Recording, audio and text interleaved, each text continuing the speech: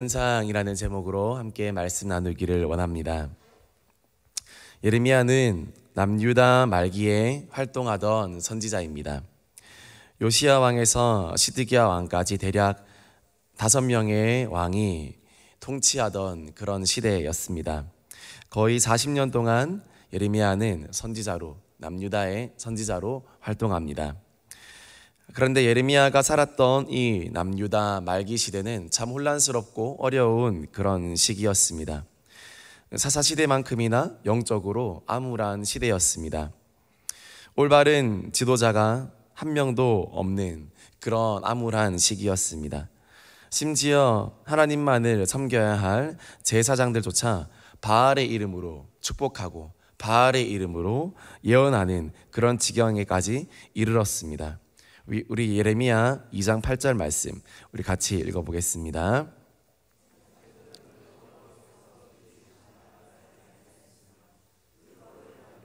나를 알지 못하며 관리들도 나에게 반역하며 선지자들은 바알의 이름으로 예언하고 무익한 것들을 따랐느니라.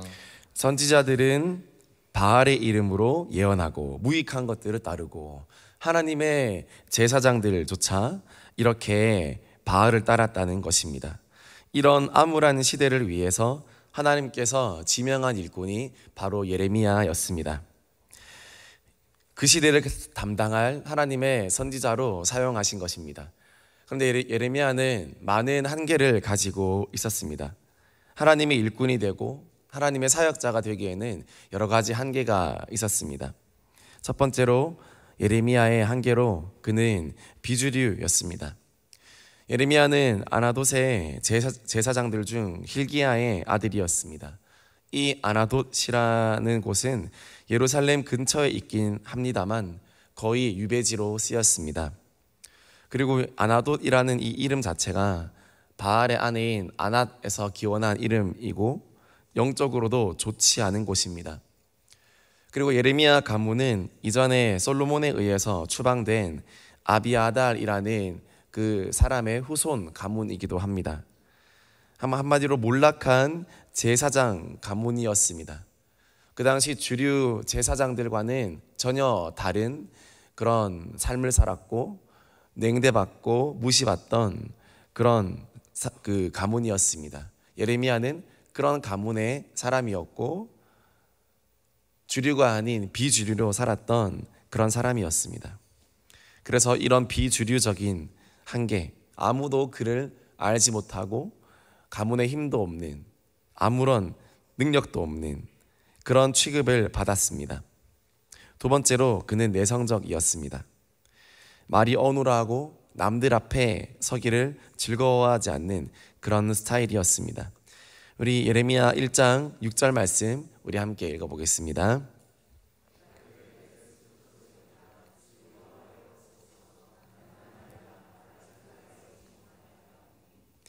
나는 아이라 말할 줄을 알지 못하나이다. 어리게 보는 그런 사람은 10대 초중반으로까지 본다고 합니다. 말도 못하고 나는 아이고 내가 감당할 수 있는 사역이 아니다. 스스로 그렇게 생각하는 것입니다. 그 당시 그렇게 타락한 그 암울한 시기를 감당하기 위해서 얼마나 담대해야 하겠습니까? 그러나 예레미야는 그렇지 못했습니다. 세 번째로 그는 비자발적인 그런 사역자였습니다. 예레미야 본인이 원해서 사역자가 된 것이라기보다 그는 하나님께서 지명하여 부르신 사역자였습니다. 그가 전해야 하는 메시지 자체도 그에게는 부담스러운 것이었습니다. 백성들을 축복하고 은혜를 선포하는 메시지가 아니라 또 그런 것들이 주류 메시지를 이루던 그런 시기에 그는 심판과 멸망과 저주에 관한 말씀을 전해야 했기 때문에 예레미야는 울지 않을 수 없습니다. 비주류고 내성적이고 알지도 못하는 사람이 나와서 이런 말씀을 전한다면 누가 듣겠습니까? 그러나 이런 여러 한계에도 불구하고 예레미야는 하나님의 마음으로 그 시대를 바라보았습니다. 그가 가진 가장 강력한 사역자로서의 강점은 하나님과 함께 아파할 줄 아는 선지자였다는 것입니다. 그래서 수많은 그의 한계에도 불구하고 하나님의 마음을 공감하고 시대를 향한 주님의 마음을 알고 있었기에 하나님께서 그를 선택했습니다. 하나님은 오늘도 이런 예레미야 같은 한 사람을 찾고 계시는 줄 믿습니다. 모두가 돌아설 때 예레미야처럼 하나님의 마음을 공감하고 하나님의 마음으로 기도하는 그 한 사람을 찾으시고, 그 한 영혼을 품고 기도하는 그 한 사람을 찾으시고, 비록 여러 한계를 가지고 있다 하더라도 하나님의 마음을 알고자 하고 주님의 마음을 품고자 하면 하나님께서 그 사람을 주님의 일꾼으로 세우시고 하나님의 놀라운 환상을 보여주시고 하나님의 동력자로 삼으시는 줄 믿습니다. 우리가 그런 사람이 되기를 소망합니다. 예레미야처럼 주님의 마음을 품고 여러 가지 한계가 있다 하더라도 하나님의 마음을 아는 자가 하나님의 사역자가 될 수 있다는 것, 그리고 하나님의 마음으로 기도하는 자가 하나님의 동력자라는 것, 우리가 기억하면서 예레미야처럼 쓰임받기를 원합니다. 이런 예레미야에게 보여주시는 꿈과 비전과 환상이 있습니다. 무엇을 보여주셨습니까? 두 번째로 예레미야가 본 환상입니다. 첫 번째로 살구나무 가지를 보았습니다. 우리 예레미야 1장 11절 말씀 우리 같이 읽겠습니다. 여호와의 말씀이 또 내게 임하니라. 이르시되 예레미야야, 내가 무엇을 보느냐 하시매 내가 대답하되 내가 살구나무 가지를 보나이다. 하나님께서는 예레미야에게 살구나무 가지를 보여주셨습니다. 왜 하필 살구나무를 보았을까요? 우리는 겨울 뒤에 봄이 온다는 것을 잘 알고 있습니다. 우리나라에서 겨울 뒤에 봄을 알리는 대표적인 꽃들이 무엇이 있을까요? 개나리나 진달래, 그런 것들이 있습니다. 개나리나 진달래를 보면 이제 봄이 오는구나. 비록 날씨가 조금 쌀쌀하다 하더라도 개나리가 울긋불긋 피어나고 개나리의 싹이 그 순이 돋는 것을 본다면 봄이 온다는 것을 우리는 직감합니다. 물론 여전히 늦겨울 날씨라 춥긴 하지만 우리는 그것을 보고 계절을 감지합니다. 이스라엘에서 봄을 알리는 꽃은 바로 살구나무 가지 꽃입니다. 이스라엘 전문가인 이강근 소장님은 이 나무는 살구나무가 아니라 아몬드 나무라고 그렇게 말하지만 저는 성경에 나온 대로 살구나무라고 하겠습니다. 이스라엘 모든 나무들이 겨울잠을 자고 있을 때 유독 이 살구나무는 앙상한 나뭇가지에서 꽃을 피운다고 합니다. 무슨 뜻일까요? 예레미야가 하나님으로부터 그 영적으로 암울한 시기에 이 살구나무 가지를 본 이유는 무엇일까요? 지금 이스라엘 백성들이 영적인 겨울을 지나고 있지만 그러나 반드시 새로운 봄에 꽃을 피우겠다는 그런 약속의 말씀을 예레미야가 본 것입니다. 하나님께서 다시 일하시고 새로운 날들을 허락하시겠다는 그런 약속의 표시인 것입니다. 지금 암울하고 영적으로 이스라엘이 힘든 시기이지만 너가 살구나무 가지에 피는 꽃을 보느냐? 늦겨울에 피는 이 꽃은 봄을 알리는 꽃이란다. 이스라엘도 지금 영적으로 암울하고 어두운 시대이지만 나 여호와가 살아있는 한, 나 여호와가 이 이스라엘의 주인이 되는 한, 그리고 하나님의 사람들이 남아있는 한 나는 이스라엘의 새로운 봄의 꽃을 피우겠노라 라는 말씀입니다. 요즘 여름이라서 덥습니다. 그러나 지나가는 것 같죠? 그러나 코로나 때문에 우리의 영적인 분위기는 마치 겨울 같습니다. 또 세계 곳곳에서 일어나는 일들도 마치 매서운 겨울 바람 같습니다. 그러나 역사의 주관자이신 하나님께서는 오늘 하나님의 사람들에게도 이 살구나무 가지의 꽃을 보여주기를 원하십니다. 우리 인생의 주관자이신 하나님, 인생의 겨울을 맞이하고 있고 인생의 암흑기를 맞고 영적인 그런 어려움 가운데 있는 그런 우리 성도님들에게도 하나님은 이 살구나무 가지의 꽃을 보여주기를 원하십니다. 그리고 우리에게 새로운 소망을 주시고 영적인 소망 가운데 이 시기를 잘 감당하라고 그렇게 말씀하기를 원하십니다. 또한 이 살구나무는 하나님의 신실함을 나타내기도 합니다. 이 살구나무라는 단어 안에는요, 지키다 라는 단어가 포함되어 있습니다. 그 단어의 어원이 같습니다. 살구나무라는 단어와 지키다 라는 이 단어의 어원이 같습니다. 그래서 하나님께서 12절에 무엇이라 말씀하셨습니까? 우리 예레미야 1장 12절 말씀 우리 같이 읽겠습니다. 여호와께서 내게 이르시되 내가 잘 보았도다. 이는 내가 내 말을 지켜 그대로 이루려 함이니라 하시니라. 내가 내 말을 지켜 그대로 이루려 함이라. 하나님께서는 말씀하신 것을 이루시는, 약속하신 것을 이루시는 하나님이신 줄 믿습니다. 하나님은 말씀이십니다. 그분은 시건치 아니하십니다. 그러므로 그분이 하신 말씀은 하나님께서 살구나무 가지 꽃을 피우듯 명백하게 어려움 가운데서도 기적을 이루시고 응답해 주시고 살아계신 하나님으로 역사해 주실 수 있다는 것입니다. 나 여호와는 신실한 하나님이다. 내가 약속한 것들을 이루는 하나님이다. 그것을 믿으십니까?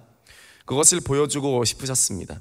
그 믿음을 예레미야에게 보여주고 싶으셨습니다. 그리고 그 믿음을 오늘 하나님께서는 저와 여러분들에게 보여주기를 원하십니다. 살구나무 가지 꽃을 보십니까?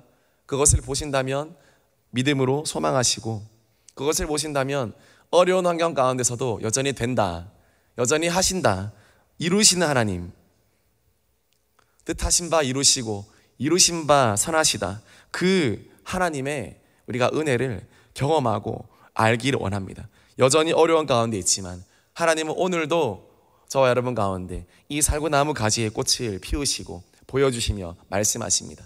조금만 더 기다리라, 조금만 더 참으라, 조금만 더 기도하라, 조금만 더 애통하라, 조금만 더 울라. 그러면 내가 너에게, 그리고 너뿐만 아니라 너와 내 모든 족속과 내 나라 가운데 나의 놀라운 신실함을 보여주겠다. 이것이 살구나무 가지 꽃의 환상의 뜻입니다.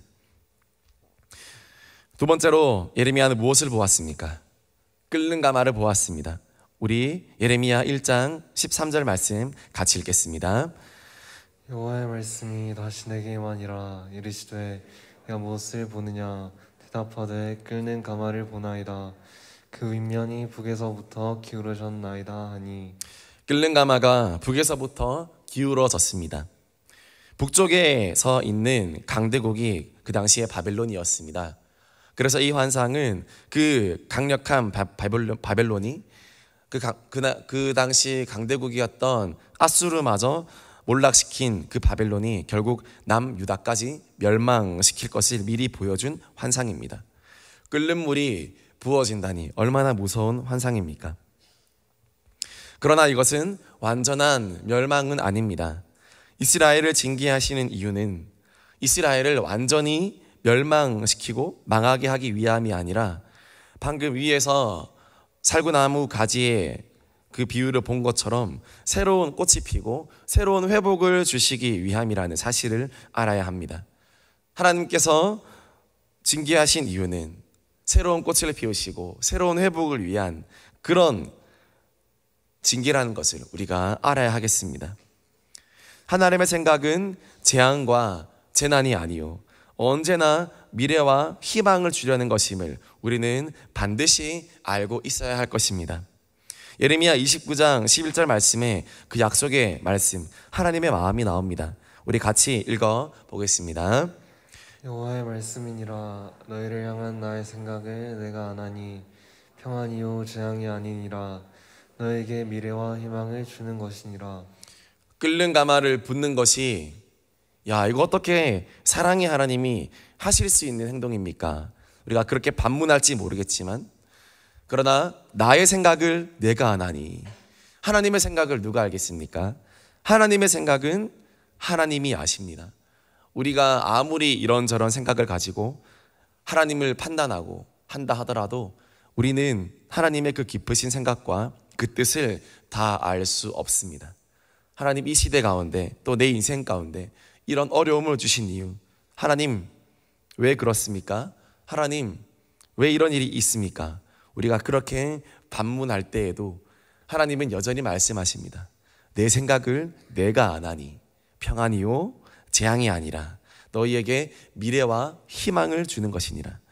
하나님은 미래의 하나님, 평안의 하나님, 소망의 하나님, 신실하신 하나님이십니다. 그러므로 징계하십니다. 징계가 없으면 사생자요 아들이 아니라고 했기 때문에 하나님은 성실히 징계하는 것입니다. 여러분, 소중한 사람일수록 어떻게 합니까? 잘못 가고 있을 때, 소중한 사람일수록 잘못하거나 잘못 가거나 할 때 성실히 징계합니다. 아픈 마음으로 징계합니다. 징계하겠다는 말은요, 책임지겠다는 말입니다. 징계하겠다는 말은 그 영혼의 아픔을 내가 책임지겠다라는 것입니다. 그래서 징계는요, 가장 사랑의 극치입니다. 사랑의 가장 극치입니다. 그냥 잘해주고 반응해주고 공감해주고 위로해주는 것보다 징계하고 그리고 꾸짖고 잘못된 길로 가고 있을 때 소리 지르고, 그것은요 사랑의 극치입니다. 예수님의 십자가의 사건이 하나님의 사랑의 정점인 것처럼 징계는 사랑의 정점입니다. 그리고 그 대상이 그만한 수고할 가치가 있을 때에만 징계합니다. 예수님의 하나님의 사랑이 왜 그렇게 위대합니까? 우리 같은 사람이 예수님도 죽으실 만큼, 그분이 모든 죄를 담당하시고 징계 받으실 만큼 가치 있었던 존재였기에, 저와 여러분이 그런 존재였기에 하나님이 그런 선택을 하신 것이 아닙니까? 그러므로 징계는 하나님의 사랑의 극치였습니다. 이 징계를 통하여 이스라엘을 회복하기를 원하셨습니다.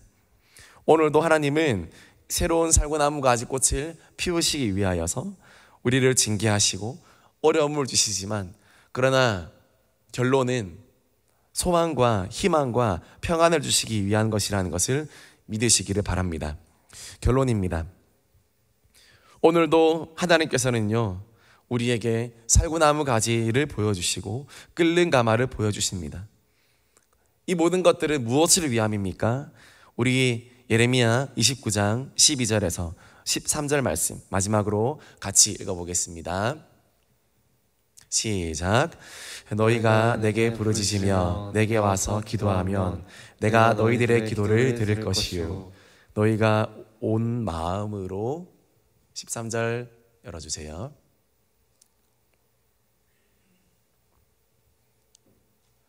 제가 읽겠습니다. 너희가 온 마음으로 나를 구하면 나를 찾을 것이요 나를 만나리라 라고 말했습니다. 결국 무엇입니까? 내게 와서 나를 구하라 라는 것입니다. 내게 와서 나를 구하라.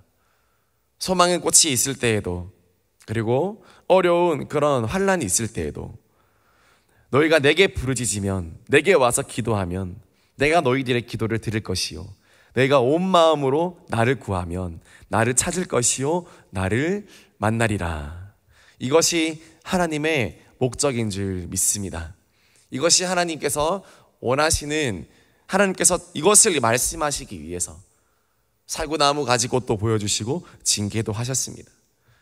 나에게 기도하면 된다. 나에게 간구하면 된다. 내게 부르짖으면 된다. 아무리 어려워도 기도하면 된다. 그렇게 하나님께서 약속하신 것입니다. 여러분, 진정한 거룩은 무엇입니까? 주님만 바라보는 것인 줄 믿습니다. 구약 오랜 이스라엘 역사 동안 이스라엘은 자신의 정체성을 잃어버렸습니다. 하나님의 백성으로 하나님의 뜻을 이루고 온 세상의 모델이 되어야 했던 그들, 그러나 그것을 포기하고 우상을 섬기고 하나님의 길로 가지 않았을 때 그들은 징계받고 또 하나님의 소망을 주시고 그것의 반복이었습니다. 이런 악순환을 우리가 경험하지 않기 위해서 우리가 해야 될 일은 오늘 말씀처럼 내게 와서 부르짖고 기도하고, 그러면 기도를 들으신 하나님이 너희를 인도하실 것이고 너와 함께 하실 것이라는 이 약속을 우리가 날마다 체험하고 경험하는 것인 줄 믿습니다. 오늘 저와 여러분에게 하나님께서 부르짖어 기도하기를 원하십니다. 징계하시기 전에, 또 어떤 어려움이 있기 전에 기도하면, 기도는 예방입니다. 기도는 예방입니다. 기도는 우리 모든 영혼의 죄악과 환난과 어려움들을 예방합니다. 그러므로 기도는 쌓이는 것입니다. 그러므로 오늘 우리가 이 이스라엘 백성들이 겪었던 이 어려움들을 반복하지 않기 위해 오늘 하나님은 말씀하십니다. 부르짖으라, 그러면 내가 너희 기도를 들을 것이라. 날마다 하나님께 기도하고 날마다 주님께 나아감으로 말미암아 우리가 이스라엘처럼 이런 영적인 악순환을 반복하는 것이 아니라 날마다 하나님의 백성으로 살고 하나님의 뜻을 이루고 날마다 주님의 그 뜻이 우리 삶 가운데 이루어지는 것을 경험하게 되어지는 저와 여러분들이 되어지기를 소망합니다. 말씀을 마무리합니다. 예레미야가 본 환상은 하나님의 사랑의 표현이었습니다. 소망을 주시고자 하는 하나님의 마음이었습니다. 결국 주님의 뜻은 무엇입니까? 부르짖으라, 기도하라. 그런 사람들에게 하나님은 늘 꿈과 비전과 환상을 보여주시고 주님의 뜻을 보여주시는 줄 믿습니다. 오늘도 이 시간, 이 새벽에 어떤 어려움이 있습니까? 기도하실 때 하나님의 놀라운 응답을 경험하고 하나님의 위로를 경험하고 살구나무 가지 꽃의 환상을 보는 저와 여러분들이 되어지기를 주님의 이름으로 축복합니다. 우리 함께 기도하겠습니다.